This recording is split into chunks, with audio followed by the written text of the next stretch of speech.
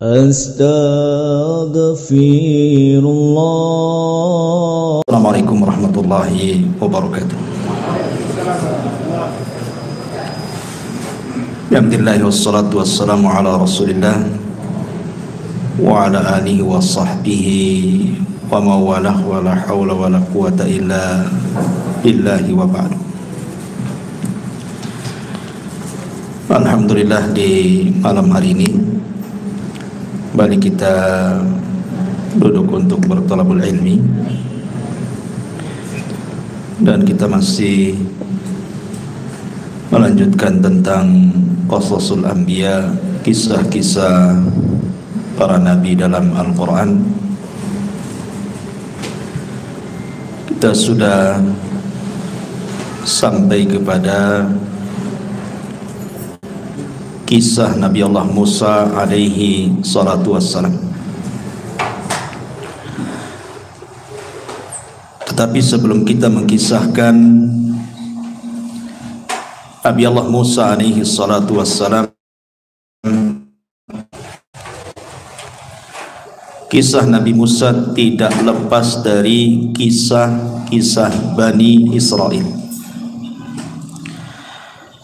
Jadi malam ini kita akan sedikit mengkisahkan dulu seputar kisah-kisah Bani Israel yang tidak ada kaitan langsung dengan Nabi Allah Musa alaihi salatu wassalam, dan mengkisahkan tentang kisah Bani Israel dibolehkan di dalam Islam. Sebagaimana hadis Abi Hurairah radhiyallahu an mengatakan, haditsu am Bani Israel wala haraj. Tidak mengapa kisahkan Bani Israel, tentang kisah Bani Israel, dan tidak mengapa, kata Nabi. Bahkan dalam sebuah hadis yang lain yang dikeluarkan dari Imam Ahmad dari hadis Abdullah ibn Amr ibn As radhiyallahu an, Nabi SAW mengatakan, balighu anni walau ayat. Sampaikan pada manusia dariku walaupun satu ayat. Wa hadithu an Bani Israel wala haraj. Wa man kadzaba alayya muta'ammidan falyatabawwa maq'adahu minan nar. Dan kisahkan juga tentang kisah-kisah Bani Israel, dan tidak mengapa. Barang siapa yang berdusta atas namaku, kata Rasul, secara sengaja, maka silahkan tempat duduknya di neraka. Bahkan hadis Jabir bin Abdullah radhiyallahu an, hadis ini disahihkan oleh Syekh Nasiruddin Al-Albani rahimahullahu taala. Kata Nabi SAW, hadithu an Bani Israel wala haraj, fa innahu kanat fihimul a'ajib. Ceritakan oleh kalian tentang kisah-kisah Bani Israel, dan tidak mengapa, karena dalam kisah-kisah mereka itu ada keajaiban-keajaiban. Kemudian setelah itu dikisahkan tentang sekelompok manusia di zaman Bani Israel, di mana mereka ingin menghidupkan orang yang sudah mati. Kata beliau, Nabi SAW, summa ansha'a yuhaddithu sallallahu alaihi wasallam, faqala kharra ta'ifatun min Bani Israel hatta atau maqbaratan lahu min maqabirihim, faqalu law sallayna rak'ataini da'awna Allah azza wa jalla an yukhrija lana rajulan mimman qad mata nas'aluhu anil maut. Qala fafa'alu fabainahum kadzalika ittala'a rajulun ra'sahu min qabri. Kemudian dikisahkan ada sekelompok Bani Israel yang keluar sehingga mereka mendatangi salah seorang kuburan di antara kuburan-kuburan mereka. Lalu sebagian mereka berkata, sebaiknya kita solat 2 rakaat dan berdoa kepada Allah agar Dia mengeluarkan kepada kami seseorang yang telah mati, untuk kita bertanya tentang rasa kematian. Lalu kemudian mereka pun berdoa. Ketika mereka sedang berdoa itulah, tiba-tiba kemudian keluar kepala dari kuburan itu, muncul kepalanya ke atas. Kemudian ketika muncul kepalanya di atas itu, orang yang sudah mati yang dihidupkan ini tiba-tiba ngomong dan mengatakan, ya haula ma aradtum ilayya, wahai kalian, apa maksudnya kalian membangkitkan aku? Faqad mittu mundu mi'ati sana, aku sudah mati 100 tahun yang silam. Fama sakantu an hararatil maut wa an hararati al mauti, dan sampai sekarang aku masih belum terlepas dari rasa panas saat kematianku. Kemudian dia mengatakan, fad'ullaha azza wa jalli an yu'idani kama kuntu, sekarang kalian berdoalah kepada Allah untuk Allah kembalikan kepadaku ke dalam kuburan. Ya mungkin kalau di zaman sekarang kan nggak ada dan tidak bisa juga kita lakukan, tapi hadis ini sahih. Makanya kenapa Nabi SAW mengatakan dalam kisah-kisah mereka itu terdapat keajaiban. Coba orang yang berdoa kepada Allah untuk minta dibangkitkan satu orang, tiba-tiba betul-betul dibangkitkan.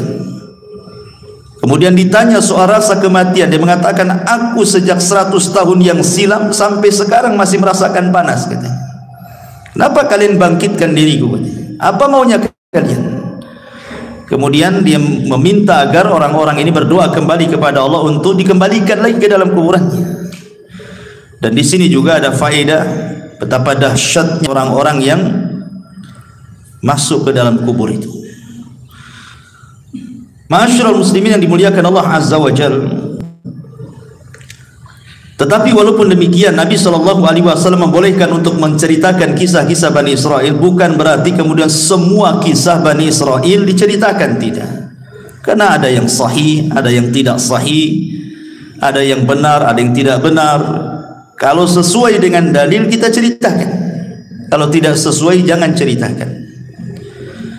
Makanya Nabi SAW mengatakan, jangan kalian tanya tentang ahli kitab tentang sesuatu, karena mereka tidak menunjukkan sedikit pun petunjuk kepada kalian. Boleh jadi akhirnya kalian mendustakan yang benar atau membenarkan yang dusta.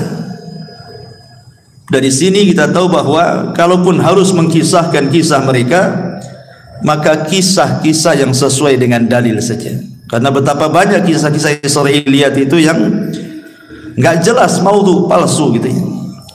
Nah, kita akan berusaha mengkisahkan kisah-kisah yang sesuai dengan dalil-dalil yang sahih.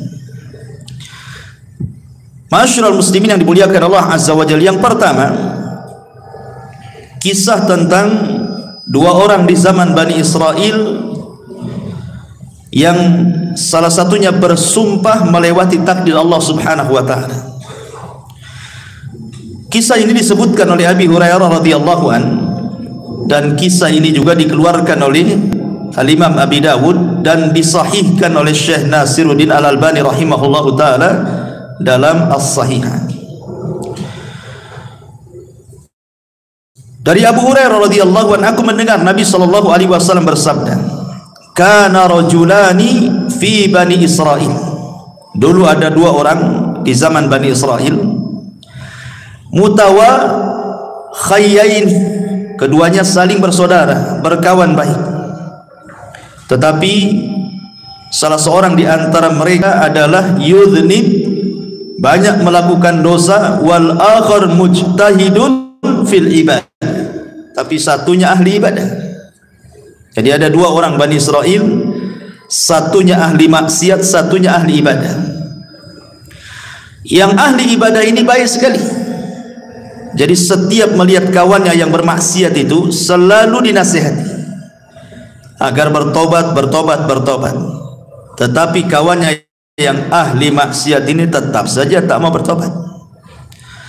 Sehingga suatu hari mungkin yang ahli ibadah ini melihat kawan yang ahli maksiat ini sudah melampau maksiatnya. Menurut kacamata dia mungkin sudah tidak bisa ditolerir lagi, sudah parah gitu ya bahasanya. Akhirnya kemudian dia pun menasihati agak keras. Masalahnya nasihatnya inilah yang jadi masalah. Dia mengatakan kepada kawannya ini yang ahli maksiat ini dengan bersumpah, wallahi illam tatub la yaghfirallahu lak aw la yadkhulukallahul jannah. Kalau engkau tidak bertobat kepada Allah Subhanahu wa taala, kupastikan kau tidak akan diampuni dosamu dan kupastikan kau tidak masuk surga. Lah ketika kemudian disebutkan, orang yang ahli maksiat ini juga marah dan mengatakan, khallini wa rabbi abu ista alayya raqiban, ngapain kau peduli dengan aku, katanya. Apakah engkau diutus oleh Allah jadi malaikat raqib mengawasi aku tiap hari? Biarkan aku dengan Rabbku, katanya. Ini urusan aku dengan Tuhan, nggak ada urusan kamu, katanya. Akhirnya Allah Subhanahu wa taala takdirkan keduanya meninggal. Yang ahli ibadah Allah masukkan ke dalam neraka, yang ahli maksiat Allah masukkan ke dalam surga. Kenapa demikian? Mestinya kan dibalik gitu ya. Yang ahli ibadah masuk surga, ahli maksiat masuk neraka. Ini dibalik pula, di mana ahli maksiat masuk surga, ahli ibadah pula masuk neraka.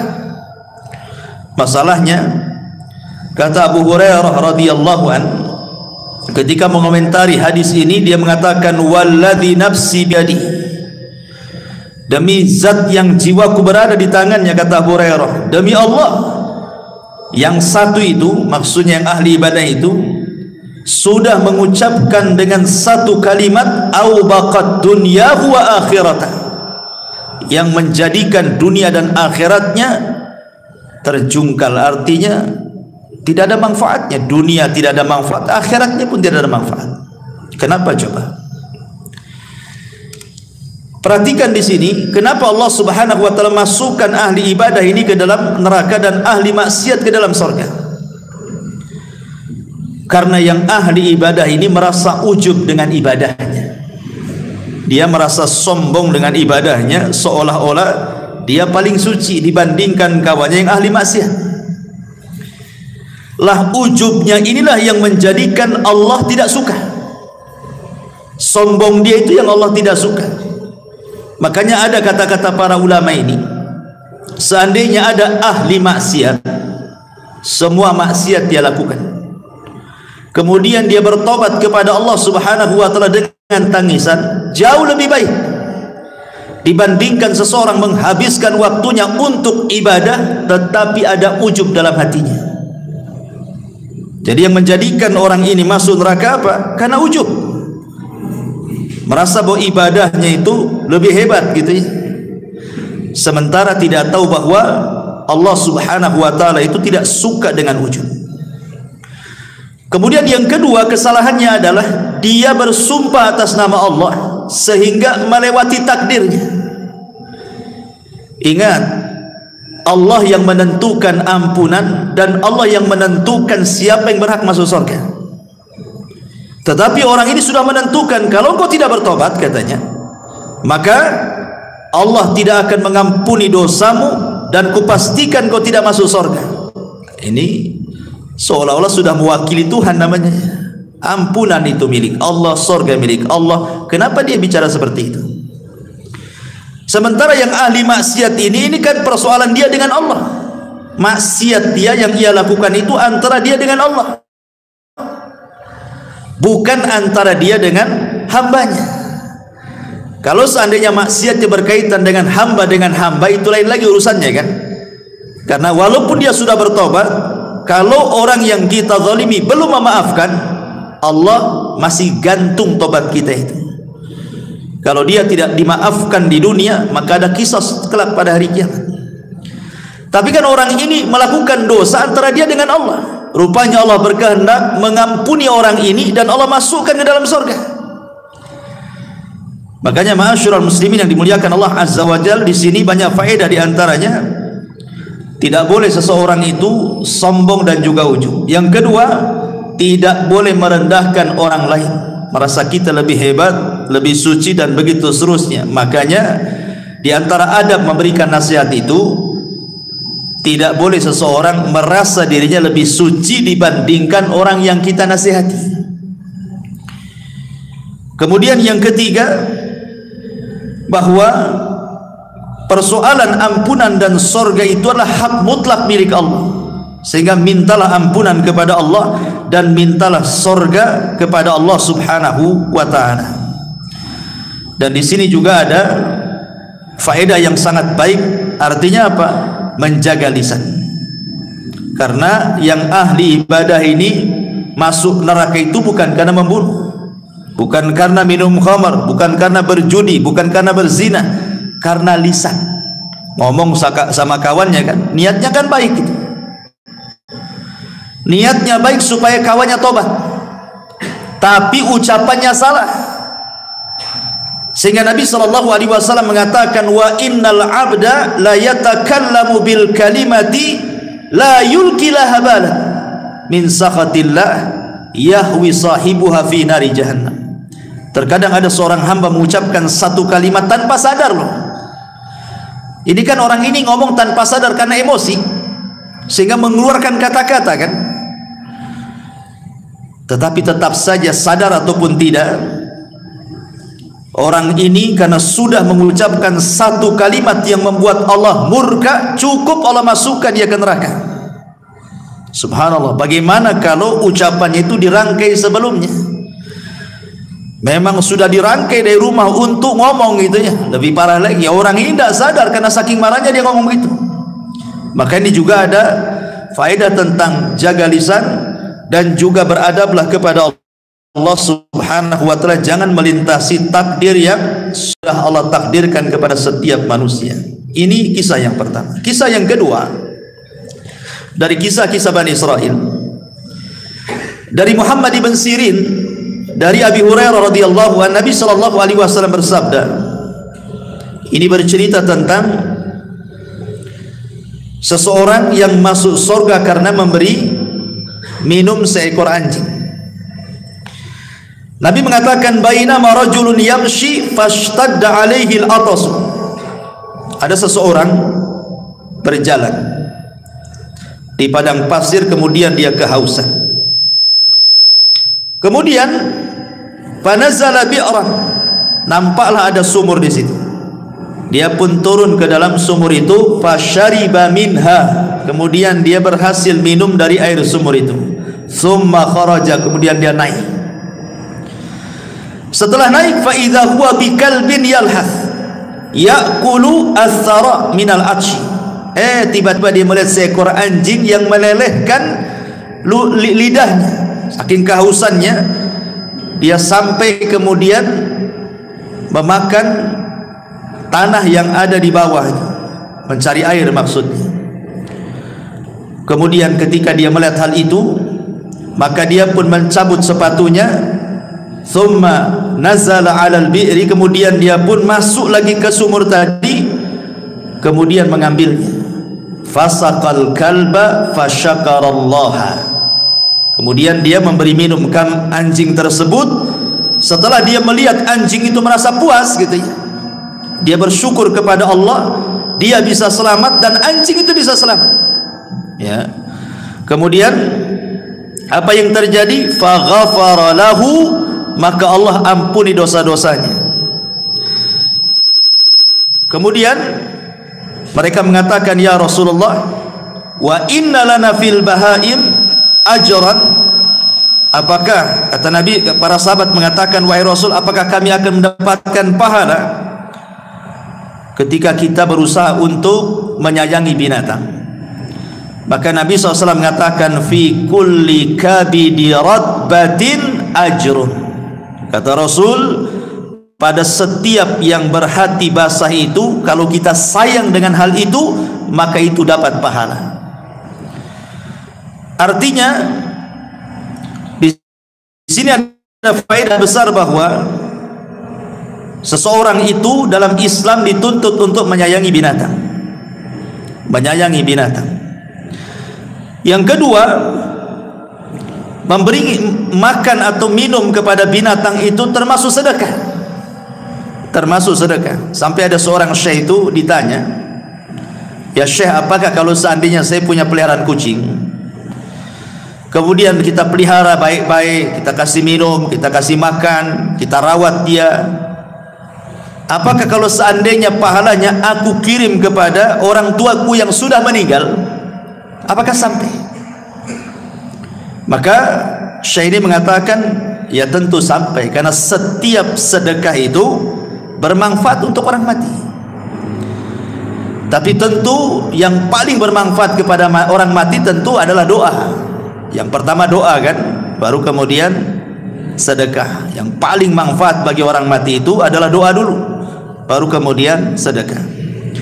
Di sini juga ada keutamaan kan gitu ya. Jadi orang ini memberi minum anjing itu bukan karena memberi minumnya, tidak, karena keikhlasan dia. Karena dalam riwayat itu ada juga riwayat yang mengatakan bahwa yang memberi minum itu seorang pelacur.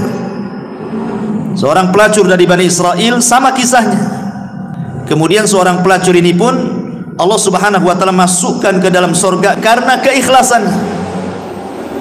Jadi bukan karena memberi minumnya, tetapi karena keikhlasan dia.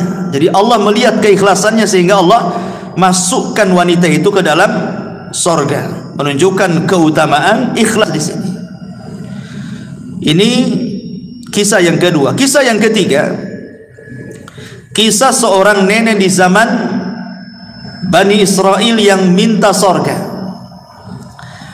Ini dijelaskan dalam riwayat Abi Musa al-Ash'ari radhiyallahu an. Di sini juga disahihkan oleh Syekh Nasiruddin Al-Albani rahimahullahu taala. Ketika Nabi sallallahu alaihi wasallam pulang dalam peperangan, kemudian kehabisan bekal. Kemudian dia pun mencari orang yang mau menjamunya. Ketemulah seorang nenek Yahudi di perbatasan Madinah. Dalam riwayat Arabian, seorang Arab Badui. Kemudian Nabi SAW meminta izin untuk meminta sesuatu yang dimakan dia, diminum dia dengan para sahabatnya. Maka dengan senang hati wanita Yahudi yang sudah tua, atau dalam riwayat seorang Arabi, seorang Arab Badui ini, memberi makan dan minum Rasul dan pasukannya. Maka Rasul itu ingat tidak pernah melupakan jasa kebaikan orang. Makanya Nabi SAW bertanya, sepulangnya kami ke Madinah, kira-kira apa yang bisa kami berikan kepadamu atas jasa kau memberi makan dan minum kepada kami? Nanti kami akan utus mengirim kebutuhan. Minta sekarang, kira-kira apa? Maka tiba-tiba kemudian dia meminta macam-macam. Dia mengatakan, naqatun atau naqatan narkabuha. Rasul, aku minta seekor unta lah, kirimkan nanti kemari supaya aku bisa ke sana kemari pakai unta punya kendaraan. Dalam riwayat dia meminta anjing supaya bisa menjaga kambing-kambingnya, kalbun yahrusu ghanami. Kemudian juga minta pembantu yang bisa membantu dia, seorang budak. Kemudian minta ini banyak kali permintaannya. Hanya ngasih makan dan minum. Ketika Rasul mengatakan kira-kira sebagai imbalan kebaikanmu apa, macam-macam dimintanya. Maka Rasul mengatakan, tidakkah kau lemah untuk seperti seorang nenek di zaman Bani Israel? Sahabat heran kenapa Rasul menyebut seorang nenek di zaman Bani Israel. Makanya sahabat bertanya, wa ma ajuzu Bani Israel ya Rasulullah, apa yang Anda maksud seorang nenek di zaman Bani Israel itu wahai Rasul? Maka Rasul mengatakan, dahulu inna Musa alaihi salam, Nabi Musa alaihi salatu wassalam, lamma sara bi Bani Israel min Misra dhallu tariq. Jadi ketika Musa ini dengan Bani Israel menyeberangkan dari Mesir menuju perjalanan Palestina, tiba-tiba nyasar, sesat jalannya, nggak tahu kemana arahnya. Kemudian para tokoh-tokoh Bani Israel, orang-orang pilihan Nabi Musa ini mengadu kepada Nabi Musa dan mengatakan, kami ingat bahwa dahulu Nabi Yusuf alaihi salatu wassalam sebelum meninggal, dia berwasiat agar dikuburkan di Palestina, jangan dikuburkan di Mesir. Akhirnya kemudian Nabi Musa mengatakan, kalau begitu kita ambil jasadnya, karena jasad para nabi itu tidak akan dimakan tanah. Walaupun ratusan tahun, ribuan tahun sekalipun, tetap saja jasadnya seperti itu. Kalau seandainya Allah izinkan kita membongkar kuburan Rasul kita, tentu jasadnya tidak akan dimakan tanah. Tapi kan tidak boleh kita mengambil jasad Nabi. Lah, akhirnya Musa bertanya, siapa di antara kalian yang tahu tentang letak kuburan Nabi Yusuf itu? Maka salah seorang di antara mereka ada seorang nenek zaman Bani Israel ini. Kata Nabi Musa, kalau gitu kita datangi nenek itu untuk menunjukkan di mana kuburannya. Datanglah kemudian Bani Israel ini kepada nenek Bani Israel tadi dan minta ditunjukkan di mana letak kuburannya. Tetapi nenek itu juga tidak mau gratisan, tetap ada imbalannya. Sehingga Nabi Musa bertanya, apa imbalannya supaya engkau bisa menunjukkan di mana kuburan Nabi Yusuf? Tiba-tiba nenek ini mengatakan, aku hanya menginginkan an akuna ma'aka fil jannah. Tolong doakan kepada Allah, jadikan aku bersamamu di surga, katanya. Subhanallah, ya. Tentu Nabi Musa terdiamlah. Nabi Musa kan nggak punya surga, yang punya surga Allah, kan begitu. Masa hanya menunjukkan di mana kuburan Nabi Yusuf minta surga? Jadi teman Nabi Musa lagi, kan? Terlalu tinggi kan bayarannya. Tetapi Allah Subhanahu wa taala kabulkan permintaan nenek ini. Kemudian diutus Jibril, kemudian diberitahu kepada Nabi Musa, katakan kepada nenek itu sudah dikabulkan. Maka Musa pun mengatakan, Allah sudah mengabulkan permintaanmu. Sekarang di mana kuburannya? Kemudian ditunjukkan dan diambilnya jasad Nabi Yusuf. Kemudian mereka pun tidak lagi tersesat jalan dan Nabi Yusuf dikuburkan di mana? Di Palestina. Ya. Lah kisah ini, ma'asyiral muslimin yang dimuliakan Allah Azza wa Jalla, Rasul ingin menyinggung seorang nenek yang mengatakan orang Badui, ada juga yang mengatakan seorang nenek Yahudi. Maksudnya kalau sudah tua itu jangan macam-macam permintaan dunianya.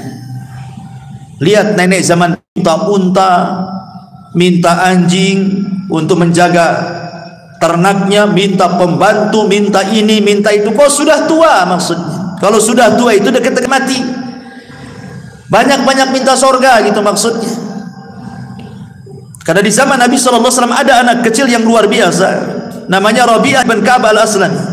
Rabi'ah ibn Ka'ab al-Aslami, anak remaja, belum dewasa, masih remaja, suka membantu Nabi SAW. Jadi kalau malam dia suka menginap di rumah Nabi untuk menyediakan keperluan Nabi kalau bangun sepertiga malam atau pertengahan malam, entah menyiapkan tempat wudhunya, menyiapkan airnya. Jadi Nabi SAW melihat anak remaja ini masih kecil, kok semangat kali membantu dirinya. Maka Rasulullah SAW mengatakan kepada anak muda ini, mintalah sesuatu hai anakku, aku akan berusaha memberinya. Mintalah sesuatu untukku. Kalau anak-anak kecil zaman sekarang antum katakan minta apa nak, pasti jawabannya lato-lato. Minta apa? Lato-lato kan itu. Anak-anak kecil kan itu. Minta mainan ini, mainan itu kan itu.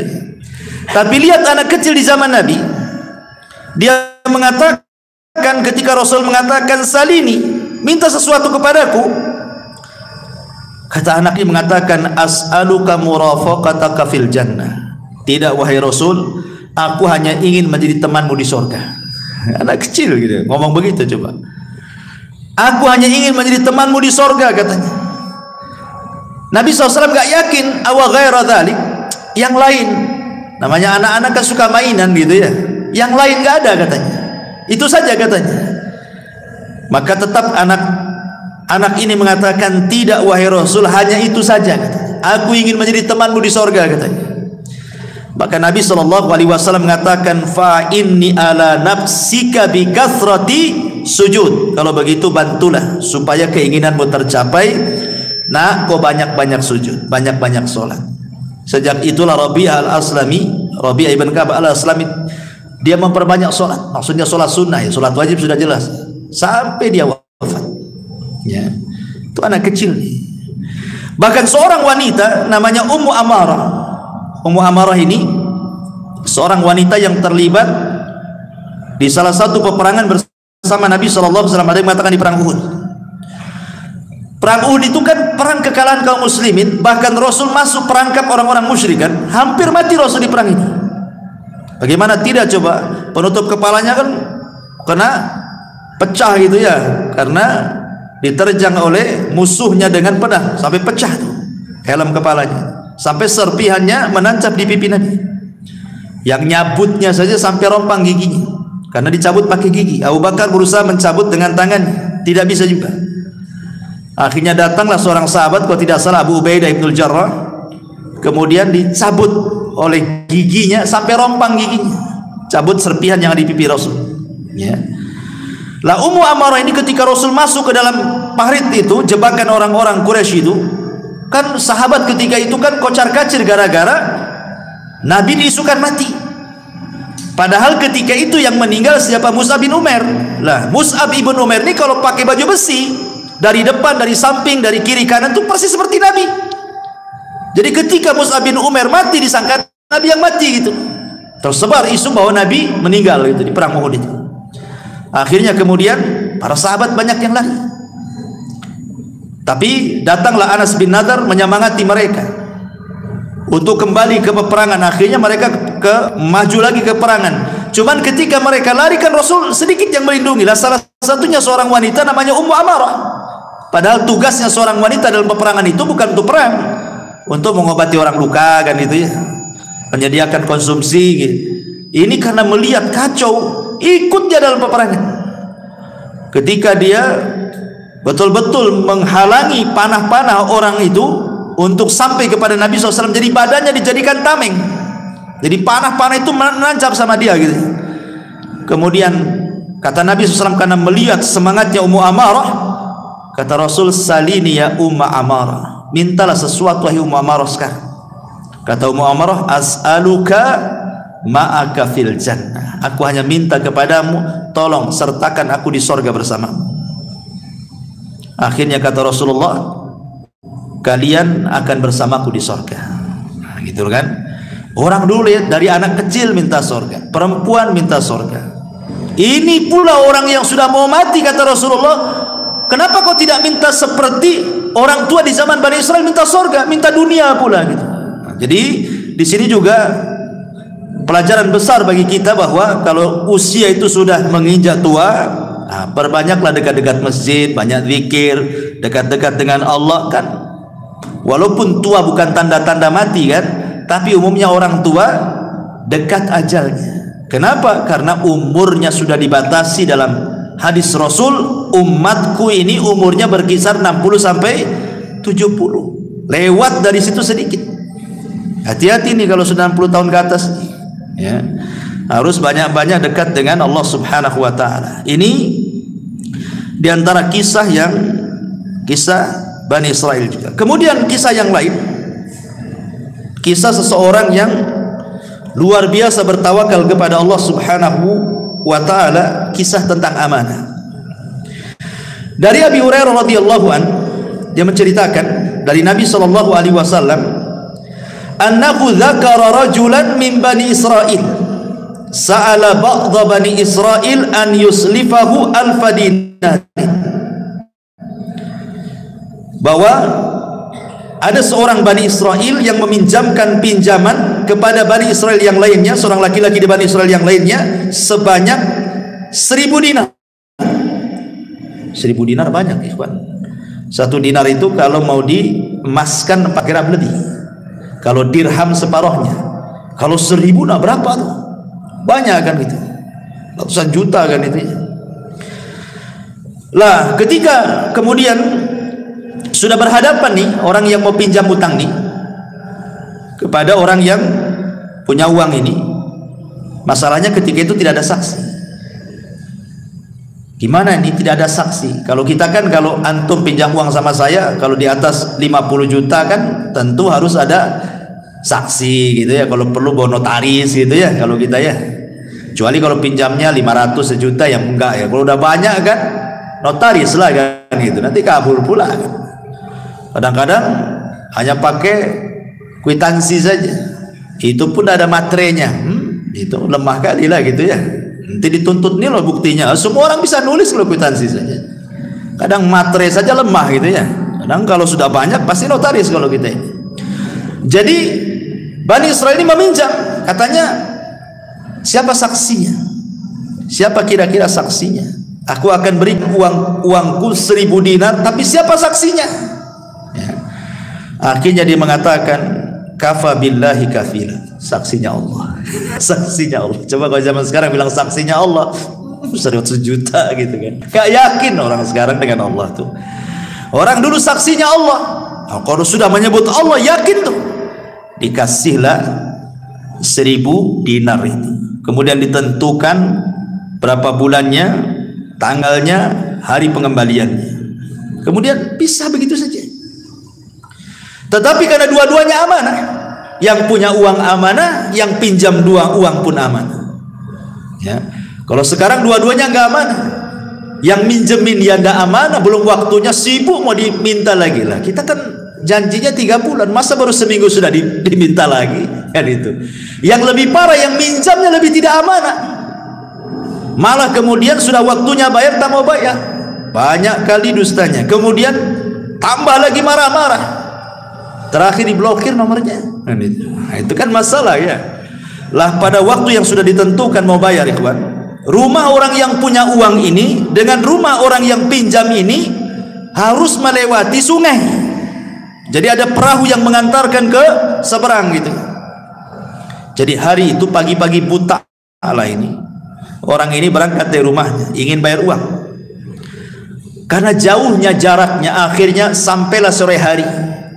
Sementara kapal yang mengantarkan dari ujung ke ujung sungai itu sudah nggak ada lagi. Ya, mungkin kalau sekarang kan ada las ferry jam berapa gitu ya, udah ketinggalan kapal, udah nggak ada. Karena dia takut kepada Allah Subhanahu wa taala, sudah janji ini harus dibayar, takut kepada Allah Azza wa Jalla, dia bingung. Sementara orang yang punya uang pun bingung dan nunggu-nunggu, kok tak nampak-nampak, mau bayar enggak ini? Gitu ya.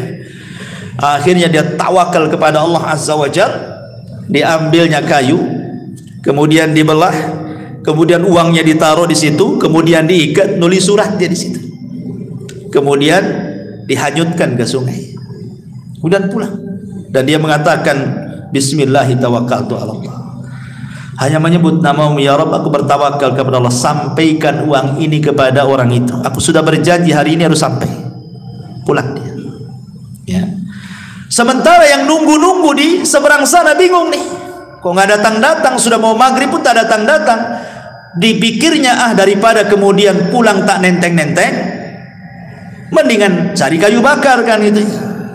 Dapatlah 2-3 kayu bakar, bisalah kan zaman dulu nggak ada kompor gas gitu. Akhirnya kemudian nampaklah ada kayu cantik bagus gitu. Bagus juga nih kayu untuk kayu bakar. Akhirnya berusaha dia mengambil yang sedang hanyut itu, dibawa pulang. Ya. Sampai di rumah, dia lepas ikatannya, dia mau belah gitu ya. Rupanya ada uang 1000 dinar. Kemudian ada surat bahwa ini surat pelunasan dia. Subhanallah, ikhwan. Makanya saya katakan di awal tadi, kisah-kisah Bani Israel ini aneh-aneh. Kalau antum lakukan kayak gini, ikhwan, nggak sampai ke orangnya. Coba aja, anyutkan aja kayu itu. Apa nggak untung yang ngambil yang mandi itu kan gitu ya. Nah dari sini ma'asyiral muslimin yang dimuliakan Allah Azza wa Jalla, ketika akhirnya ini pun bingung nih, karena kan zaman itu belum ada handphone. Kalau ada handphone kan bisa lah WA gitu, sampai tak gitu kan. Nah, tak sampai ya, atau sampai kan nggak ada WA. Jadi suatu hari ketemu ini orang yang ngutangi dengan orang yang berhutang ini. Kemudian dia mengatakan kepada orang ini, sesungguhnya waktu aku hendak mengirim uang itu kapal sudah tidak ada, tetapi aku berusaha meletakkan di kayu, mudah-mudahan sampai kepadamu. Kemudian dia mengatakan, fa innallaha qad adda anka alladhi ba'da. Tenang, Allah sudah hantarkan kayu yang kau simpan uang itu kepadaku, katanya. Subhanallah. Dari sini kata para ulama, bagaimana ada beberapa faedah. Yang pertama tentang pentingnya seorang itu membayar hutang, sudah jelas ya. Kemudian yang kedua di sini ada fadlut tawakul, keutamaan tawakal yang kuat. Pasti orang bertawakal itu akan menyampaikan kepada tujuannya. Orang kalau menghendaki sesuatu kemudian menambatkan kepada Allah keinginannya, pasti Allah Subhanahu wa taala tidak akan menyia-nyiakan orang yang mengatakan, ya Rabb, wahai Rabb, aku ingin begini. Tawakalnya kuat ya. Kemudian juga di sini juga ada tentang karamah para wali, isbat karamah al-auliya. Bagaimana di sini wali-wali Allah yang betul-betul beriman dan bertakwa Allah tolong. Ya, ini kan keajaiban gitu kan, mengantar uang pakai kayu bakar gitu ya. Kemudian juga dibolehkan seseorang di sini untuk hutang piutang. Dan ingat, hutang piutang dalam Islam ini murni persoalan sosial. Tidak boleh mengambil keuntungan dalam hutang piutang. Ingat ya, hutang piutang ini persoalan sosial, murni soal persoalan sosial, sehingga tidak boleh mengambil keuntungan. Kalau ada hutang piutang mengambil keuntungan, berarti Anda sedang bertransaksi riba namanya. Seperti dulu kan rentenir, pinjam 100 bayar 110, ya kan? Pinjam 1000 bayar 1100. Itu rentenir. Atau di bank-bank ribawiyah kan ma'ruf, hutang-hutang mesti harus ada bunganya, semua riba, tidak boleh. Ataupun hutang piutang seolah-olah digambarkan bisnis, yang banyak terjadi di masyarakat kan. Pamannya, saya sudah punya usaha, sudah jalan, cuman pengen dikembangkan, tidak ada modal lagi. Datanglah anak ke antum, ada nggak antum uang 50 juta per bulan, saya kasih antum 2 juta, mau nggak? Saya sudah ada usaha, anak pinjam saja, kalau kapan-kapan antum mau ngambil, antum bisa ambil.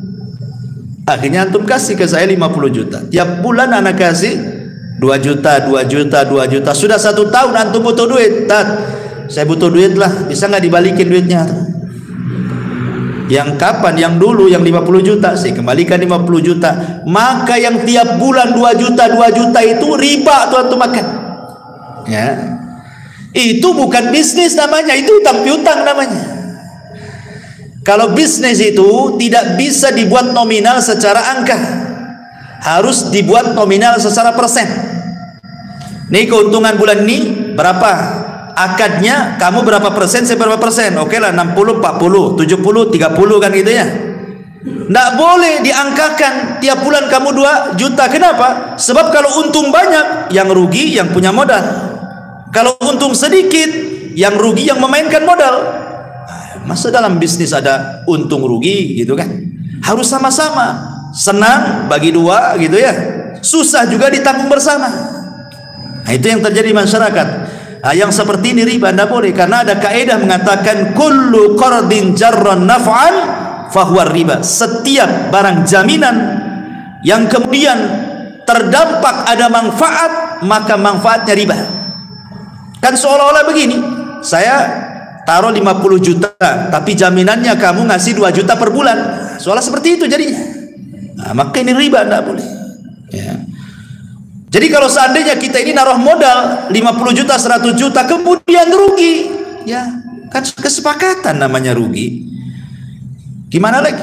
Kecuali kalau seandainya teledor, umpamanya nih bisnisnya herbal, tanpa sepengetahuan pemodal ganti pula bisnis sepeda motor. Nah, itu lain lagi, itu keteledoran orang yang memainkan modal namanya. Ya berhak kita mengambil uangnya. Akan kita kan jual herbal, kenapa jadi jual motor second antum?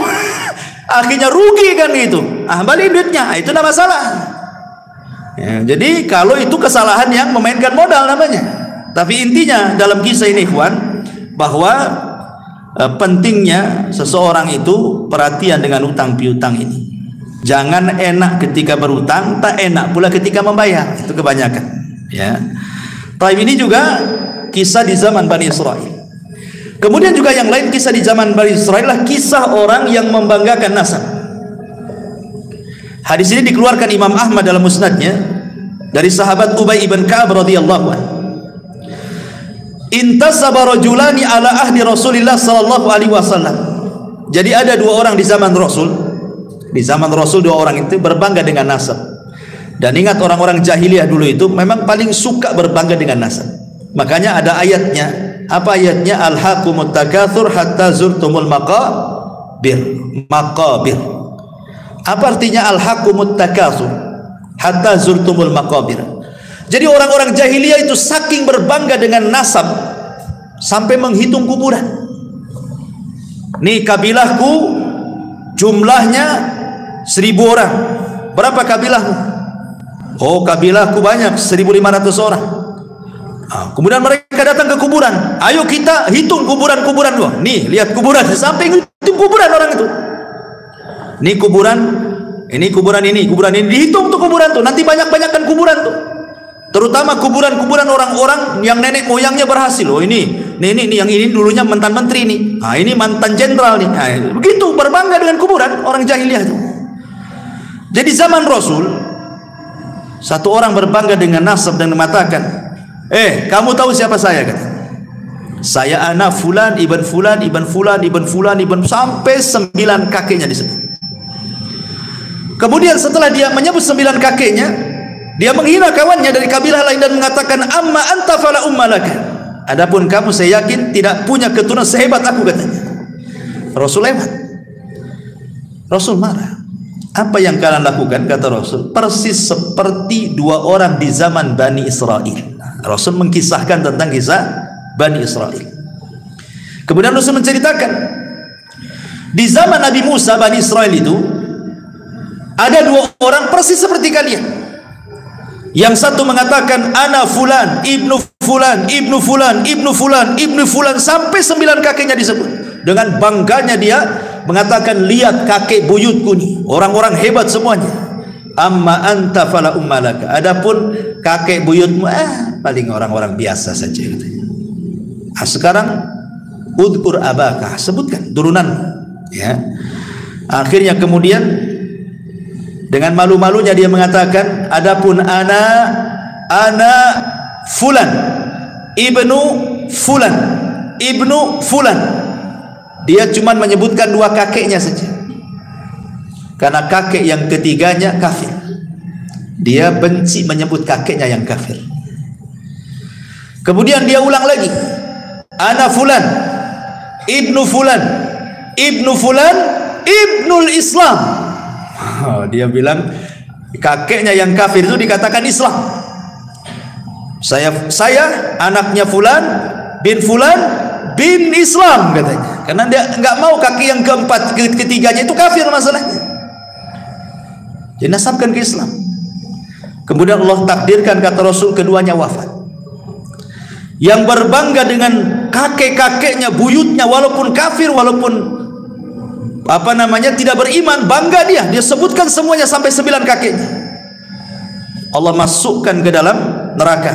Adapun yang menyebutkan kakeknya cuma 2, ketika menyebut kakeknya yang ketiga dia tidak mau karena kafir, akhirnya dinasabkan ke dalam Islam, kemudian dimasukkan ke dalam surga.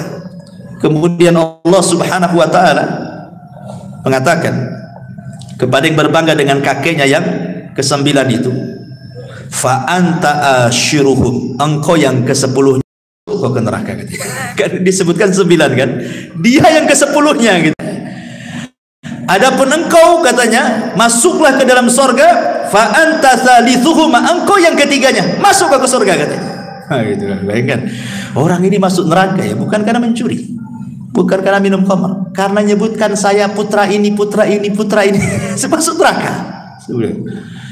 Ngeri kan, menyebutkan nasab ini. Dan ini yang paling banyak,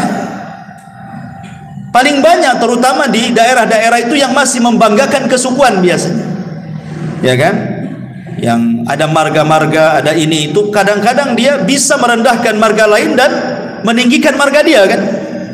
Atau mungkin daerah yang masih kental dengan kesultanan kan, merasa dia darahnya biru, Antum ini darah merah, apalagi itu tuh darah hitam katanya. Ini kan masalah ya kawan kan. Nah, ini masalah. Jadi jangan sampai membanggakan keturunan karena tidak ada manfaatnya. Fala ansaba yauma idin, terputus nasab pada hari kiamat. Nggak ada nasab-nasab. Makanya Rasul mengatakan man batta'a bihi amaluhu lam yusri bihi nasabuhu. Kata Rasul, kalau lambat amalnya percuma nasabnya. Hari ini orang ngaku syarifah, syarif, habib, habibah gitu ya. Percuma saja ngaku habib keturunan Nabi. Kalau kelakuannya kayak bajingan buat apa kan itu? Percuma, karena yang dilihat itu bukan nasabnya tapi amalannya. Lalu apa berbangga dengan nasab kan itu? Terkadang ada orang berbangga dengan nasab sedikit, saya keturunan Nabi, keturunan Nabi, keturunan Nabi kan itu ya. Ya, kita perlu berbangga juga. Nabi masih ada keturunan, kita muliakan mereka. Tetapi kalau buat kesombongan, buat apa coba? Maka nasab itu tidak ada gunanya di akhirat. Yang menjadikan orang masuk surga itu adalah amalan. Baik. Kemudian juga kisah yang lain, masih kisah di zaman Bani Israel, adalah kisah 3 orang yang diberikan penyakit kemudian diuji dengan nikmat. Masyhur kisahnya ya, karena terdapat dalam kitab Riyadhus Shalihin, hadis dari Abu Hurairah radhiyallahu anhu, di mana hadis ini juga terdapat dalam Sahih Bukhari Muslim, sudah jelas sahihnya ya. Jadi di zaman Bani Israel, singkat saja saya cerita, saya tidak akan baca nasnya kepanjangan. Di zaman Bani Israel itu ada 3 orang yang Allah Subhanahu wa taala berikan penyakit. Yang pertama abras, yang kedua aqra, yang ketiga a'ma. Abras, aqra, a'ma ya. Maksudnya abras itu seseorang yang punya penyakit sopak ya. Sopak itu apa ya? Semacam penyakit kulitnya, rusak kulitnya ya. Baras. Kemudian yang kedua, Allah Subhanahu wa taala berikan penyakit aqra, penuh dengan penyakit di rambutnya sehingga tidak satu helai pun rambut itu tumbuh dan banyak boroknya. Ingat di zaman dulu kan, zaman baheula lah ya, yang sudah tua-tua ini biasanya dulu kan rambut ini sudah kayak mahkota. Zaman dulu kan rambut tuh mahkota, makanya zaman dulu itu yang nampak di di pesak belakang celana itu bukan dompet, sisir. Ya kan, zaman dulu kan sisir dari sini tuh. Nampak gagang sisirnya. Kalau zaman dulu kan dikit-dikit nyisir itu. Karena zaman dulu rambut itu luar biasa. Sampai kalau perempuan itu bisa dijual tuh potongannya itu. Belum ada wig zaman sekarang kan. Zaman dulu tuh bisa dijual tuh potongan rambut, apalagi yang bagus mahal. Nanti dibuat gelung gitu kan. Itu zaman baheula kan. Apalagi di zaman Bani Israil, tambah lagi zaman kita aja baheula itu rambut tuh kayak mahkota di kepala gitu. Malu kalau rambut jelek itu zaman dulu. Apalagi zaman dulu kan banyak kutu ya kan. Nggak tahu sekarang kutu ini pada kemana, hilang semua. Jadi akhirnya kemudian yang ketiga orang buta. Lah Allah Subhanahu wa taala mengirim malaikat dalam bentuk manusia. Datanglah kepada orang yang punya penyakit sopak, baros, yang penuh dengan borok di badannya itu. Kemudian dia mengatakan, tamanna ya abdi, kalau bercita-cita Allah Subhanahu wa taala memberikan sesuatu, kira-kira apa cita-citamu? Maka yang punya penyakit kulit mengatakan, kalau Allah kabulkan cita-citaku, aku hanya ingin satu, supaya Allah membersihkan semua penyakit di badanku dan Allah memberikan kulit yang indah kepadaku. Akhirnya orang ini mengusap, malaikat yang menjelma orang ini diusap, sembuh seketika. Senanglah orang ini. Kemudian sebelum pulang, malaikat ini sebelum menghilang dia mengatakan, kira-kira hewan apa yang kau sukai? Dia mengatakan al-ibilu unta. Akhirnya dikasihlah unta bunting. Kemudian malaikat ini berpindah ke orang kedua, sama pertanyaannya. Orang yang botak banyak penyakitnya itu, maka orang ini mengatakan, kalau Allah berkehendak aku hanya ingin ditumbuhkan rambutku dan rambutku menjadi rambut yang paling indah sehingga manusia tidak membenciku lagi gitu. Diusap rambutnya, masya Allah, langsung tumbuh, hilang penyakitnya, tumbuh rambut indah dan tidak ada rambut seindah orang ini. Kemudian yang ketiga orang buta juga sama, disembuhkan. Lah orang yang punya penyakit di rambut ini Kemudian ditanya, binatang apa yang kau sukai? Dia mengatakan sapi. Akhirnya dikasih sapi yang bunting. Kemudian orang buta dikasih kambing, karena dia suka kambing, dikasih kambing bunting. Allah takdirkan yang bunting-bunting dari binatang ini akhirnya semua lahiran dikembarkan anaknya, laki-laki jantan, jantan dengan betina, jantan dengan betina. Unta juga sama, lahir jantan betina. Sapi juga sama, lahir jantan betina. Kambing juga sama. Akhirnya anak-anak yang Allah takdirkan hidup, kemudian kawin berkembang, berkembang. Akhirnya satu lembah. Kayalah yang satu juragan unta, yang satu juragan sapi, yang satu juragan kambing. Allah hendak menguji 3 orang ini. Diutuslah malaikat. Ya. Kemudian malaikat ini ketika datang untuk menguji apakah orang itu bersyukur atau tidak, menjelma seperti orang ketika dia belum sembuh penyakitnya. Jadi datang kepada orang yang dulu punya penyakit sofak, malaikat ini menjelma orang sofak juga. Maksudnya supaya diingatkan. Itulah kadang-kadang kalau kita pandai bersyukur kan. Dulu kita pernah susah kerja, kemudian kaya, nengok orang susah itu akan terbayang, dulu juga saya kayak dia kan itu. Maksudnya seperti itu. Jadi akhirnya dia mengatakan, wahai fulan, engkau kan banyak untamu katanya. Berikanlah 1 unta untukku. Aku ini orang susah katanya. Bukankah unta-untamu itu pemberian dari Allah? Diingatkan. Ya. Tiba-tiba dia mengatakan enak saja. Ini untaku warisan bapakku. Kan kufur dia. Dia mengatakan ini unta-unta warisan bapakku. Kemudian kata malaikat ini, wahai fulan, lihat kondisiku katanya. Bukankah dulu seperti diriku gitu maksudnya. Diingatkan, bukankah aku dulu seperti diriku? Dia mengingkarinya, tidak katanya. Maka malaikat tidak mengatakan, jika perkataanmu dusta, maka Allah akan kembalikan semua nikmat-nikmatmu akan dicabut oleh Allah Subhanahu wa ta'ala. Karena dia dusta, seketika akhirnya muntahnya mati semua, badannya terserang penyakit lagi, datang lagi penyakit sofaknya. Ya, orang yang tidak syukur nikmat, Allah kembalikan dan Allah ambil nikmatnya. Naudzubillah. Kemudian orang yang kedua juga sama, yang rambutnya yang dulunya botak, malaikat pun sama datang dalam bentuk orang botak. Sama juga tidak bersyukur, akhirnya dibuat botak lagi, banyak penyakit lagi, sapinya dimatikan semuanya, kecuali orang buta. Ketika orang buta ini yang sudah tidak buta lagi, malaikat datang dalam bentuk orang buta, diminta kambingnya. Apa kata buta? Jangankan kau minta 1 kambing, 1 lembah kau ambil katanya. Sudah cukup pemberian, melihat ini nikmat yang luar biasa katanya. Malaikat ini baru ngaku, aku ini utusan Allah, hendak menguji kamu. Karena engkau bersyukur, maka matamu tidak akan buta selamanya dan kambingmu akan semakin banyak di lembah itu. Ini kan, ini namanya apa? Tentang pentingnya orang syukur nikmat. Ini juga diantara kisah-kisah Bani Israil. Dan di sini juga ada keimanan bahwa malaikat bisa tasyakul. Malaikat itu bisa tasyakul. Tapi malaikat tidak bisa dilihat manusia. Kalau aslinya nggak ada manusia yang sanggup melihat kecuali Nabi kan itu ya, atau orang-orang yang diizinkan Allah Subhanahu wa ta'ala, atau kecuali hewan. Kalau hewan mungkin bisa melihat malaikat, seperti ayam bisa melihat malaikat. Makanya Rasul mengatakan apabila mendengar kokokan ayam di mana gitu ya. Nah, untung yang punya ayam itu kan, malam-malam dibekokok nih. Nah, jangan-jangan ada yang nyuri ayam saya ini.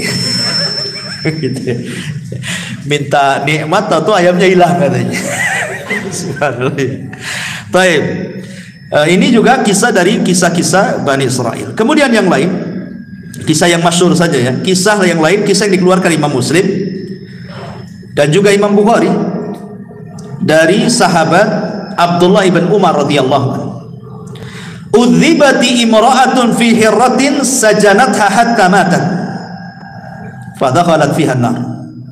Fala hiya at'amatha wala saqatha id habisatha wala hiya tarakatha ta'kulu min khashashil ardi. Dahulu kata Nabi SAW, ada seorang wanita di zaman Bani Israil yang masuk neraka gara-gara seekor kucing. Kenapa alasannya?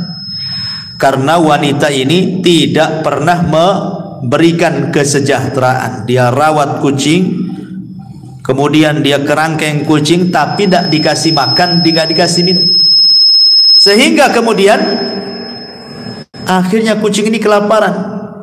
Terpaksalah kemudian makan apalah yang semut-semut di dinding atau hewan-hewan yang kebetulan lewat di situ di dinding, dimakan itu saja. Akhirnya kurus sakit, mati. Kata Nabi SAW, wanita ini masuk neraka. Wanita ini masuk neraka gara-gara seekor kucing. Yang dimuliakan Allah Azza wa Jal, dari sini ada faedah. Ini juga wanita ini kan kisah zaman Bani Israel. Di antara faedahnya adalah haram hukumnya menyiksa binatang. Tidak mesti kucing, binatang apapun kalau disiksa tidak boleh, kecuali binatang yang boleh dibunuh. Kecuali binatang yang boleh dibunuh. Apalagi binatang ini sudah Allah tundukkan kepada kita, sudah Allah jinakkan kepada kita, antum siksa pula. Ayam, kambing, sapi, unta kan Allah jinakkan kepada kita, jangan disakiti. Makanya ketika ada orang mau menyembelih kambing di zaman Rasul, kemudian diseret dengan paksa dan dipukuli, apa kata Rasul?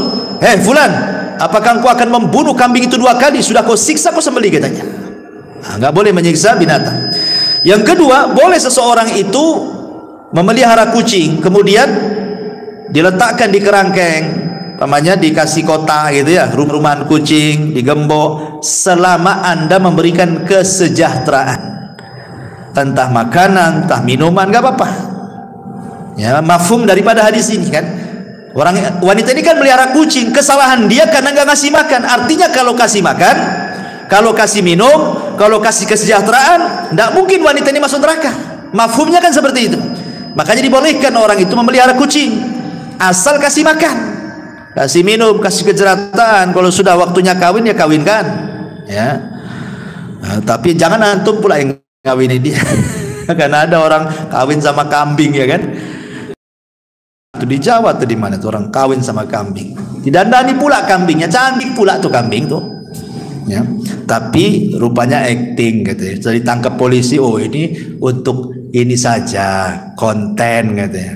Ya alasan lah depan polisi kan. Jangan-jangan betulan tidak konten itu kan. Naudzubillah. Karena juga kan ada ulama membahas orang yang menyetubi binatang, kan ada hukumnya. Ya, hukum bab tentang haramnya seseorang menyetubuhi binatang. Ketika dibahas para ulama pastilah ada orangnya kan. Tidak mungkin ulama nyantumkan bab gitu saja nggak ada orangnya kan itu ya. Jangan-jangan betulan kan itu ya. Atau kalau konten alhamdulillah, tapi janganlah konten kayak gitu. Konten masa konten kawin-kawin sama kambing, kayak gak ada perempuan lagi kan. Nauzubillah. Ya. Taib. Kemudian juga di antara kisah Bani Israil adalah kisah kejujuran juga dan juga amanah.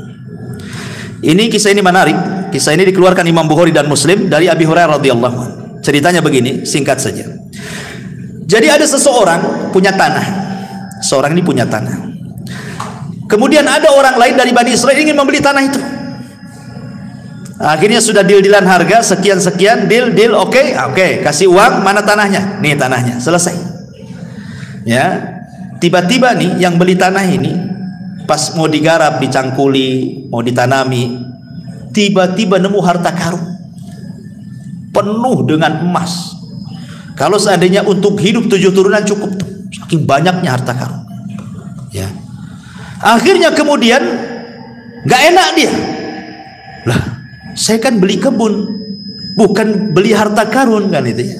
Dicari orang yang membeli tanah itu. Setelah ketemu, ya fulan, ambil harta karunmu ini, saya kan beli kebunmu, katanya. Kata yang punya tanah sebelumnya, oh tidak, saya sudah beli kebun ini kepadamu. Kalau kau nemu apa-apa dalam kebunku kan milik kamu, karena kau sudah beli, katanya. Yang membeli tanah, oh tidak bisa, saya hanya beli tanah, bukan beli harta karunnya, katanya.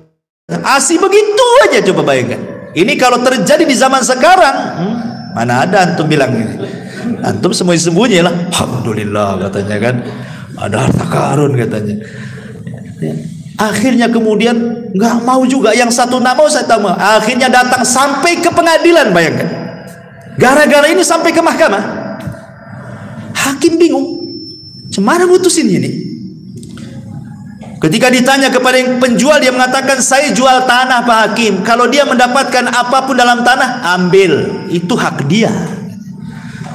Kemudian yang satu mengatakan, tidak Pak Hakim, saya membeli tanahnya, saya tidak beli harta karunnya katanya, ini milik dia, ambil katanya. Kamu bingung hakim itu akhirnya kan, mana satu nih mau kasih, ini tak mau kan itu. Kalau saya hakimnya ya sudah, kasihkan saya aja kan. Kalau saya hakimnya kan itu ya. Tapi Pak Hakim ini bijak. Kamu punya anak nggak? Punya. Siapa anakmu? Laki-laki perempuan? Laki-laki. Kamu punya anak? Sama, perempuan laki-laki perempuan. Kawinkan aja anakmu. Maharnya harta karunmu. Subhanallah. Akhirnya dinikahkan, jadi kaya anak-anaknya, nggak kemana-mana kan. Ya. Dari sini ma'asyiral muslimin yang dimuliakan Allah Azza wa Jal, ada faedah yang besar di sini dalam hadis ini tentang bayanu wara'il ba'i wal mushtari. Lihat bagaimana waroknya pembeli dan penjual. Penting warok dalam jual beli itu. Kenapa? Jangan sampai kita memasukkan hal yang syubhat dalam perut kita. Ingat Ibrahim bin Adham, dia beli segantang kurma di Mekah, 1 kilo lah bahasa, 1 gantang. Kemudian nampaklah 1 butir kurma itu di bawah gantang, dikiranya itu kurma yang jatuh dari gantang itu. Dia ambil, dia makan. Dia berhusnudzon itu mungkin boleh jadi di takaran itu yang sudah ditakar jatuh. Ya. Kemudian dia pergi ke Palestina karena ingin i'tikaf di Masjidil Aqsa. Berhari-hari dia ibadah, nggak pernah khusyuk, nggak pernah khusyuk. Sholat nggak khusyuk, baca Quran nggak khusyuk. Akhirnya dia berpikir, itulah ulama dulu kalau memakan sesuatu yang haram tuh pengaruh kepada ibadahnya kan. Apa yang dilakukan saya ini? Kenapa ndak ibadah kok agak khusyuk-khusyuk? Diingat-ingat maksiat apa, perasaan tak ada maksiat saya kan. Rupanya teringat dengan 1 butir kurma itu. Oh, jangan-jangan gara-gara 1 butir kurma itu katanya. Langsung dia dari Palestina, bayangkan, berangkat bertolak ke Mekah. Ya kan jauh dari Palestina Mekah, mau sebulan ikhwan, PP 2 bulan kan itu ya. Langsung dicari orang yang jualan itu. Rupanya sudah tak ada. Tidak ada orang jualan itu. Ditampaknya dulu yang jual orang tua, sekarang kok jadi anak muda yang jual nih. Kemana yang jual tuh? Didatangi. Nah, mana orang yang jual dulu di sini? Kan di sini orang tua dulu. Kata anak ini, oh iya itu bapak aku sudah meninggal katanya. Mau menangis dia gara-gara meninggal. Ya. Kemudian dicerita, gimana nak, kalau seandainya kamu ikhlaskan yang 1 butir, kan bapakmu sudah nggak ada, otomatis nih warisan kamu, ikhlaskanlah yang 1 butir itu katanya. Kata anak ini, Pak, gitu ya, kalau 1 butir saya ikhlaskan, masalahnya bapakku itu anaknya banyak katanya. Anaknya bukan saya saja, anaknya banyak, bersebar di mana-mana. Kata Ibrahim bin Adham, subhanallah, sudah, mana alamat-alamatnya nih? Saya akan datang minta maaf kepada mereka, minta diikhlaskan. Satu-satu didatangi anak-anaknya. Ketika sudah mengikhlaskan semuanya, barulah dia khusyuk ibadahnya. Kita ini nggak pengaruh mau ngambil nggak ngambil ibadah, karena memang nggak pernah khusyuk kita. Kan gitu. Jadi gimana lagi, nggak ngaruh. Memang hari-hari juga nggak khusyuk, sholat nggak khusyuk, udah nggak biasa. Tapi lihat ulama ini luar biasa kayak gini. Ya. Subhanallah ya. Ini juga diantara kisah Bani Israel. Kemudian juga ada kisah Bani Israel ini, seorang wanita pendek, karena ingin tinggi badannya, akhirnya dia diikatkan kayu di kakinya. Di kisahnya ini juga hadis sahih dikeluarkan Imam Muslim dari Abi Sa'id Al-Khudri radhiyallahu anhu, dari Nabi sallallahu alaihi wasallam, kanat imra'atun min Bani Israel qasiratun tamshi ma'a imra'ataini tawilataini fattakhadat rijlaini min khashabin wa khataman min dhahabin mughlaqin mutbaqin thumma hasyathu miskan wa huwa atyabut tib famarrat baina al-mar'ataini falam ya'rifuha faqalat biyadiha hakadha.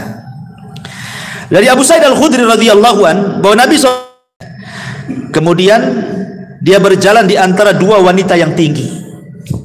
Lalu dia memakai sepatu dari kayu supaya tinggi juga gitu ya. Apa sekarang pakai hak ya, sepatu tinggi itu ya. Dan cincin dari emas yang tertutup. Kemudian dipolisinya dengan minyak wangi dari misik. Dia adalah wewangian yang paling wangi saat itu, dan sampai saat ini juga misik juga paling wangi kan. Dan minyak misik ini paling susah karena kan diambil dari darah menjangan. Jadi kalau ngambil minyak misik ini ada menjangan, atau menjangan ya kijang, itu kijang liar, lari kencang. nanti pas lari itu ditangkap. Nah, nanti darah khususnya, enggak semua darahnya, ada darah tertentu dalam kijang itu setelah lari kencang, itulah bahan minyak misik itu. Makanya mahal, karena harus kejar-kejaran dulu dengan kijang baru dapat minyak misik kan gitu. Minyak misik ini mahal gitu ya. Lah, kemudian lalu wanita ini berjalan di antara dua wanita itu, maka mereka para laki-laki tidak mengetahui. Kemudian dia ayunkan tangannya begini sambil gerak-gerak cincinnya. Cincinnya kan sudah diolesi minyak wangi, sehingga laki-laki tidak kenal dia. Dari sini kata para ulama, larangan tidak boleh memakai kaki palsu supaya nampak tinggi badan. Larangan tidak boleh. Ya kan sekarang banyak kan sepatu ditinggi-tinggiin biar nampak tinggi gitu ya. Tidak boleh, haram. Ya. Dan di sini juga ada larangan tidak boleh seorang wanita berhias untuk di luar kepada suaminya. Berhias di luar tidak boleh. Menunjukkan bahwa berhias di luar suaminya bagi seorang wanita ini tradisinya siapa? Bani Israel, tradisi Yahudi itu. Atau yang meninggi-ninggikan badannya dengan sepatu yang tinggi supaya nampak tinggi, ini juga tradisi orang-orang Yahudi. Betul kata Rasulullah, tattabi'anna sanana man kana qablakum shibran bi shibrin wa dhira'an bi dhira'in hatta law dakhulu juhra dabin la dakhaltum. Kalian sedikit demi sedikit akan mengikuti tata cara umat sebelum kalian sejengkal demi sejengkal, sehasta demi sehasta. Kalaupun mereka masuk ke lubang biawak padang pasir, ingat, biawak padang pasir ini kalau dia punya buat lubang di padang pasir itu berkelok-kelok, nggak lurus, susah ya. Tapi walaupun demikian kalian ikut di belakangnya. Dan ingat ya, dhob padang pasir dengan dhob Batam beda. Biawak padang pasir dengan biawak Batam beda. Kalau biawak padang pasir itu warnanya putih, kalau biawak Batam warnanya hitam. Kalau biawak padang pasir makan sayur, kalau biawak Batam makan ular atau makan ngeri, makan semua kanibal kan ya. Jadi nggak bisa disamakan. Oh, Rasul melihat Khalid bin Walid makan biawak gitu ya, kemudian kata Khalid makan Rasul, kata Rasul tidak, di negeriku nggak ada. Di sini ada sunnah takrir namanya. Rasul tidak mengharamkan dan tidak memakan. Artinya boleh makan biawak. Tapi biawak seperti apa yang bisa dimakan? Biawak di padang pasir yang enggak kanibal. Sebab kalau biawak padang pasir nih disatukan dengan biawak Batam satu kandang, dimakan tuh biawak padang pasir tuh. Ya. Nah, jadi tidak semua biawak. Kalau biawak kita haram lah. Dia kan termasuk hewan yang muftarish, ya, hewan yang nerkam dengan kukunya ya kan. Itu tidak boleh. Ya, kalau biawak padang pasir kan udah yang dimakan dia rumput, sayur, dia enggak kanibal. Beda hukumnya ya. Intinya bahwa di sini tidak boleh larangan seorang wanita meninggi-ninggi badan dengan kayu dan sepatu dan begitu seterusnya. Baik, kemudian juga kisah yang selanjutnya ya, yang sahih dikeluarkan Imam Muslim tentang kisah hujan yang hanya menyirami satu petak tanah saja. Dijelaskan dari Abu Hurairah radhiyallahu an, Rasul bersabda, "Bainama rajulun fi falatin minal ardi fasami'a sautan fi sahabin iski hadiqata fulan." Adalah seorang Bani Israel berjalan di pemantang sawah. Tiba-tiba nengok ada awan hitam sedang berjalan. Di balik awan itu ada yang bicara, "Hujani kebunnya si Anu." Ini anak muda heran, kenapa ada suara? Tengok kiri kanan tak ada, tengok depan belakang tak ada. Rupanya ketika tengok ke atas, rupanya suara dari atas. Terus berbicara, "Hujani kebun si fulan, hujani kebun si fulan bin fulan." Terus penasaranlah anak muda ini, diikuti awan itu. Setelah jauh dari pematang sawah itu, rupanya awan hanya berhenti di satu petak tanah itu saja. Kemudian hujan di situ. Anehnya, sebelah kiri, sebelah kanan, depan belakang tidak terkena cipratan air hujan itu. Hanya satu petak itu saja. Kok bisa? Di Batam saja kalau hujan lokal ya enggak gitu kali lah kan gitu. Berapalah satu petak tanah kan itu ya? Ya kalau hujan lokal satu tiban kan itu, Batam Center tidak. Ini satu petak dihujani. Akhirnya kemudian penasaranlah anak muda, ditunggu siapalah pemilik kebun ini. Lama-lama keluar pula pemiliknya. Kemudian di stop. Kamu yang memiliki ladang ini? Ya. Siapa namamu? Fulan ibnu Fulan. Kaget anak muda ini. Kenapa? Ini nama-nama yang disebut Yawan tadi. Sehingga dia penasaran. Maaf Pak, Bapak ini kalau panen, ya kan? Apa yang dilakukan dengan panenan itu? Maka Bapak ini mengatakan, aku sih kalau panen aku buat 3 katanya. 1/3 untukku dan keluargaku untuk dimakan, 1/3 aku kembalikan ke ladangku, 1/3 aku sedekahkan katanya. Kenapa kau tanya itu katanya? Baru cerita tadi. Tadi ada awan, aku ikuti, rupanya hanya hujan di sepetak tanah Bapak. Ya. Bagaimana di sini Allah Subhanahu wa taala akan menambah harta yang disedekahkan, syahidnya. Ma naqasa min mali sadaqah. Tidak akan berkurang harta yang disedekahkan, bahkan bertambah dan bertambah. Ya. Kemudian juga di antara kisah yang lain adalah kisah seseorang yang seorang raja yang meninggalkan kerajaannya untuk beribadah kepada Allah Subhanahu wa taala. Kisah ini terdapat di dalam Al-Bazzar, At-Tabrani dalam Al-Awsat, dan juga Al-Kabir, dan menurut Imam Al-Haythami sanadnya hasan, dan juga diletakkan dalam As-Sahihah dan disahihkan oleh Syekh Nasiruddin Al-Albani rahimahullahu taala. Ya.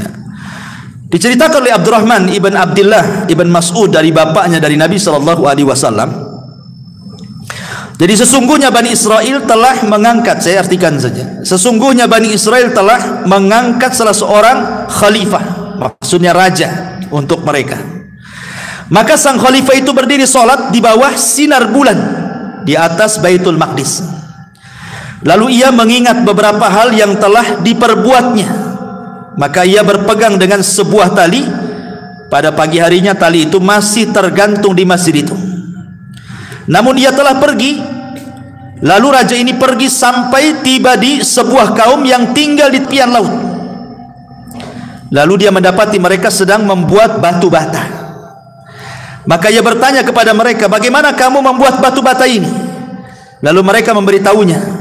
Maka ia membuat batu bata bersama mereka, dia makan dari hasil tangannya, sehingga ketika tiba waktu salat ia bersuci, salat. Lalu ada seseorang pekerja yang melaporkan hal itu kepada pemimpin negeri itu, dan dia berkata, di tengah-tengah kami ada seseorang yang berbuat ini dan itu. Maka pemimpin itu mengirimkan orang untuk menemuinya agar ia datang kepadanya. Namun ia enggan untuk datang, ya, karena dia raja kan itu. Maka pemimpin itu datang sendiri mewakili teman-temannya, rakyatnya, sehingga kemudian berjumpalah antara pemimpin dan pemimpin ini kan itu. Kan ini kan nyamar, raja nyamar ya. Ini pemimpin ini juga pemimpin daerah situ kan, berjumpa. Lalu kemudian setelah berjumpa dia berkata, tunggulah aku ingin berbicara padamu satu kalimat saja. Maka orang itu berdiri sehingga berbicara dengan pemimpin itu dan memberitahukan kepadanya bahwa ia adalah seorang raja dan bahwa ia pergi karena takut terhadap dosa. Pemimpin negeri itu berkata, sesungguhnya aku akan menyusul berbuat seperti itu bersamamu. Maka keduanya beribadah kepada Allah dan kemudian meminta kepada Allah agar diwafatkan berdua, sehingga keduanya wafat. Maka Abdullah bin Mas'ud berkata, kalau aku berada di Rumailah Mesir, tentu aku akan memperlihatkan kepada kamu kuburan kedua raja tersebut yang tobat bersama-sama. Luar biasa kisah ini kan. Jadi bagaimana di zaman Bani Israel ada seorang raja yang takut dosa, kemudian karena takut dosa ditinggalkan kerajaannya. Nampaklah rakyatnya di situ ada yang sederhana, kerjanya cuman buat batu bata, ikut pula di situ. Kemudian dia kerja bersama mereka, makan bersama mereka. Disitulah dia merasakan lezatnya hidup bersama orang-orang susah. Tidak seperti ketika dia jadi raja gitu kan. Akhirnya kemudian kan aneh, raja itu kan beda penampilannya, pasti terawat gitu ya. Orang desa kan nampak orang desa ya, nggak terawat badannya ya. Ini raja, tentu ya kalau di zaman sekarang kayak setingkat menteri saja bersih-bersih itu ya. Sauna, steambath atau apa. Yang penting dirawat. Jadi dicuriga loh orang-orang ini. Mana ini orang mana ini? Kok ganteng banget, dilaporkan kepada raja tempatan situ. Kemudian rajanya datang gitu ya. Kemudian ngomong-ngomong baru cerita, aku ini raja juga. Terenyuhlah raja situ. Kok bisa dia raja datang ke daerahnya, kumpul bersama rakyatnya hanya untuk beribadah. Itu daerah dia. Makanya dia pun kemudian mengambil ibrah dari pelajarannya. Dia pun ingin sama seperti dia. Akhirnya sama-sama kerja, hidup di situ, beribadah di situ sampai mati. Kan itu. Nah, ini kan luar biasa. Ini menunjukkan juga nasihat kepada para pemimpin. Ini hadis ini isyarat kepada para pemimpin. Karena dulu ada namanya Yahya al-Burmuki di zaman di zaman Bani Umayyah. Dia dipercaya oleh Khalifah Harun ar-Rasyid untuk memimpin kota Madinah. Tetapi dia pun melintasi wewenangnya sebagai gubernur. Dia pun berkasus. Akhirnya Harun ar-Rasyid menangkap dia dan anaknya dipenjarakan. Yahya al-Burmuki. Sehingga anaknya ini bingung kesalahan bapaknya apa, sama-sama masuk penjara kan gitu. Jadi anaknya ngomong kepada al-Burmuki ini, Yahya al-Burmuki ini mengatakan, wahai abi, dulu kita ini dihormati, dihargai, macam-macam orang mandang kita sekali perintah orang langsung laksanakan. Kenapa setelah hidup senang kita kok disempitkan dalam penjara ini? Ada apa wahai ayah? Bingung anaknya.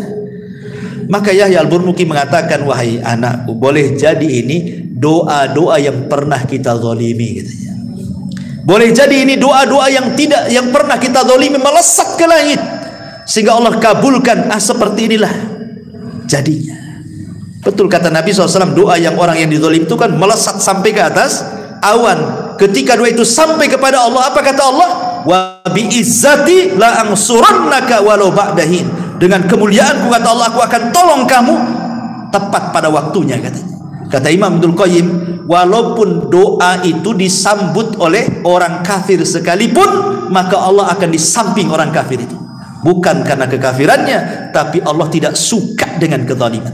Kata Imam Ibnul Qayyim ya, catatannya bagus ya. Ini juga di antara kisah, dan banyak sekali ini sebenarnya kisahnya, masih ada 10 kisah lagi tapi waktu juga ya. Insyaallah kita lanjutkan minggu depan. Ya, ini saja, mudah-mudahan ada manfaatnya. Subhanaka bihamdika asyhadu an la ilaha illa anta astaghfiruka wa atubu ilaik. Allahu ta'ala alam. Assalamualaikum warahmatullahi wabarakatuh.